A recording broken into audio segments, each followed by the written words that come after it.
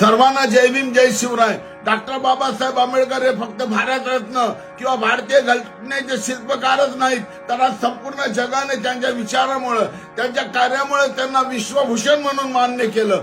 अमेरिकेने तर सांगितलं की आमच्या कोलंबिया विद्यापीठामध्ये 100 वर्षामध्ये बाबासाहेबांसारखा हुशार विद्यार्थी अजून झालेला नाही।